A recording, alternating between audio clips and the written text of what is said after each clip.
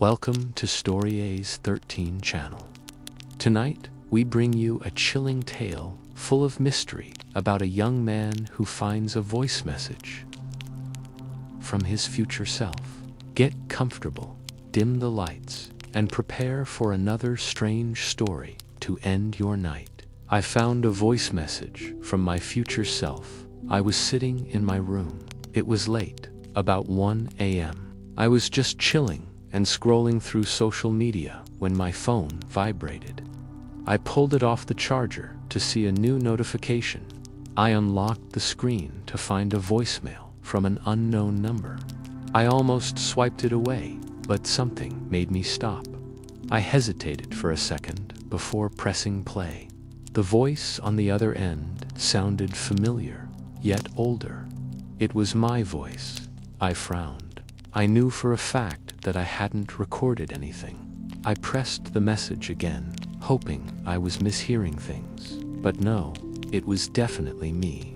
I recognized the slight stubble in my voice and the way I phrased certain words. I knew it was me, just older. He said, "Liam, if you receive this message, stay away from the old clock tower. Whatever you do, don't go there. I don't know how you'll receive this or what you'll think, but please believe me, don't go to the clock tower." His tone was panicked, desperate. I could hear shouting and screaming in the background. He tried to say something else, but the connection was bad, and all I could make out was the word please. Then the line went dead. At first, I thought it was a weird prank, but then I noticed the time on the recording. It said 2:13 a.m. I shrugged it off and went back to what I was doing. But then the next night, it happened again. Same time, same message, except now it was slightly more frantic. The message was identical until the end, where he added, "You have to believe me. There's no time left." Again, the call ended at 2:13 a.m. I didn't know what to make of it. Should I go to the clock tower? What would happen if I did? Curiosity got the best of me, so I decided to go check it out. I grabbed my keys and headed out the door. It wasn't too far away. In about 10 minutes, I arrived at its base. It was an old brick building with 4 clock faces, each displaying the time.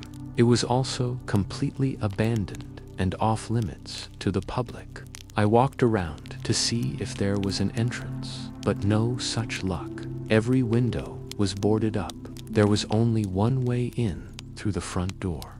And since it was locked, I had no choice but to climb. There were 3 stories to get to the top. And as I reached the 3rd floor, I heard footsteps. I froze. Had I been followed?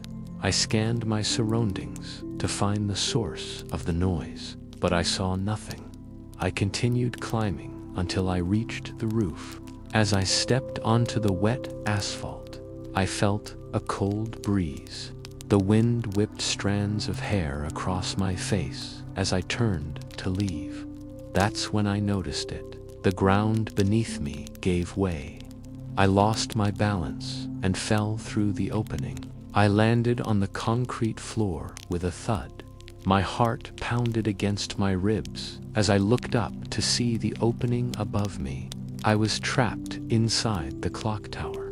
That was the moment I realized the messages were coming from my future self, a version of me from many years ahead who somehow found a way to send a message back in time. The question was why, and I was determined to find out. But first, I needed to get out of there. I stood up, brushed myself off, and walked toward the sound of dripping water.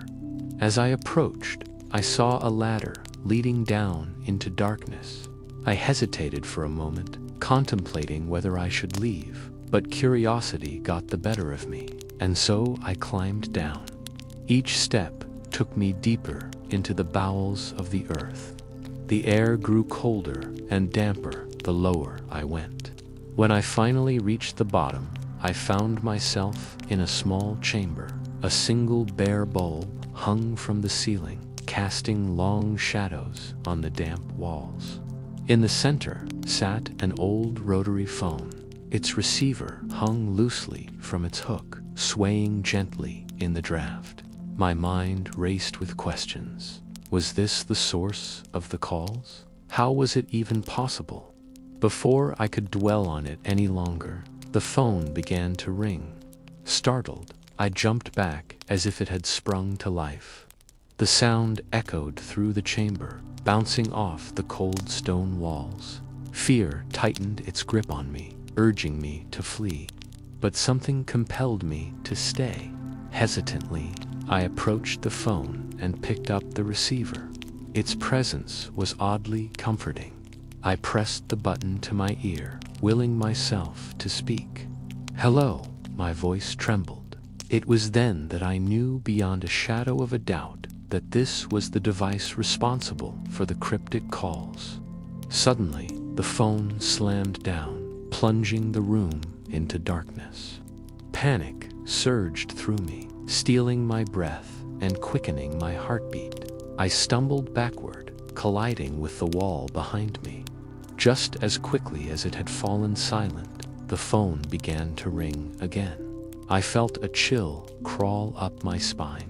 The darkness seemed to press in on me, suffocating me with fear. My hand trembled as I reached for the receiver once more. This time, my voice was steadier. "Who's there?" No answer, only a dial tone. Then, "Hello, can you hear me?" Still nothing. Suddenly, I heard a whisper, a mere breath against my ear. "Liam, turn around." I froze, my blood running cold. Slowly, I turned my head, but in the gloom, I saw nothing. "Who's there? Show yourself," I demanded, my voice echoing in the confined space. Still, there was no response, only the faint sound of my own breathing. As the seconds ticked by, the silence became deafening. My heart hammered against my ribs, threatening to burst from my chest. I wanted to scream, to break the suffocating quiet, but no sound escaped my lips. Then, just as abruptly as it began, the whispering stopped. The phone slipped from my numb fingers, clattering to the floor. I stared into the darkness, my mind racing. Was I losing my sanity? Or was there something sinister lurking in the shadows? The phone on the floor suddenly seemed menacing, its wires like writhing snakes. Then I remembered the messages. Tomorrow night, 2:13 a.m., the phone would ring again. I wasn't alone. Something, or someone, was here with me. I stayed in the room for hours, waiting. Waiting for what? I wasn't sure. But eventually, exhaustion pulled me down, and I curled up on the cold, concrete floor. Sleep offered no escape from the nightmare that had become my reality. Restless dreams filled my night, each one more terrifying than the last.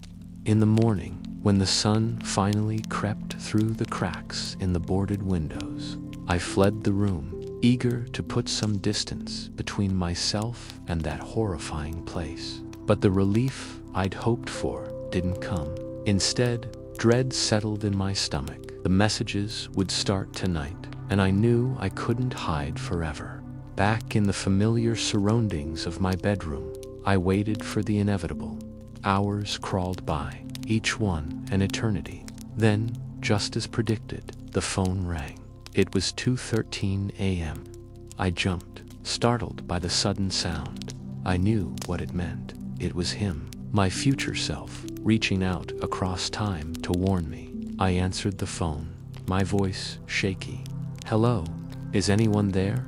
Silence, then a voice, distorted and desperate. "Liam, you have to listen. You're trapped. You're stuck in a loop. Everything you do is wrong. You keep failing." The words hit me like a physical blow. "What are you talking about? What loop? What am I failing?" The voice on the other end grew more frantic. "You won't understand now, but you'll know when you reach the crossroads. You have to turn back. You can't keep going. Please, Liam, turn back. Then the line went dead. Left with more questions than answers, I stared at the phone. My mind reeled, trying to make sense of the cryptic message. Crossroads. What crossroads? And what was I failing? Confusion and fear warred within me. As the days passed, the cryptic phone calls continued.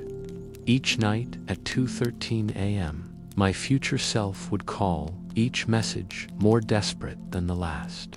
Each one hinted at a darker, more sinister future. I tried asking questions, but the answers I received only deepened the mystery and fueled my terror. One night he said, "You've already tried to change it. That's why you're stuck." Another night, he whispered, "Don't trust anyone, not even me." His words echoed in my mind, leaving me more confused than ever. Then one night, the phone didn't ring. I waited for the familiar call, but it never came. Relief washed over me, but it was short-lived. The next night, the calls returned, more frantic than ever. "You have to listen. You're dying. I'm dying. We're all dying. It's too late. I can't save you. I can't save us. Please, Liam, please," he cried. His voice broke with despair. As I listened, a horrifying realization dawned on me. This wasn't just a warning, it was a plea for help. My future self needed me. But how could I possibly help him if I didn't understand what was happening? Driven by a desperate need for answers, I made one final attempt to reach my future self. "Tell me what to do. Tell me how I can help," I pleaded into the receiver. But instead of the expected reply, I heard a mocking laugh. "There's no help, Liam. There's no escape. You're doomed," it said. The line went dead. Now alone in the darkness, I grappled with the terrifying implications of his words. Was there no way out? Was I truly destined for this dark fate? Did my future self's warnings foreshadow my own demise? Or was there another sinister force at play? Determined to break free from this terrifying prophecy, I resolved to defy the odds.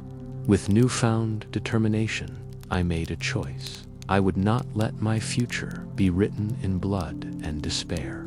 I would fight. But what did I have to fight for? Was my future self calling me for help? Or was he trying to warn me about something even more sinister? And how could I possibly defy fate itself? If you liked this horror story, check out another scary story. Thanks for watching.